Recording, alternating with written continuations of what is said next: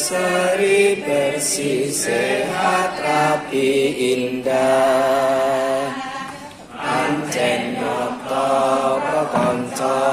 kanggo srana mujudake Surakarta kutha budaya pariwisata lan olahraga wis misuwur sedulur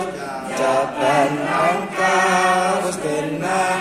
ngundangake kutha Solo tanpa nindra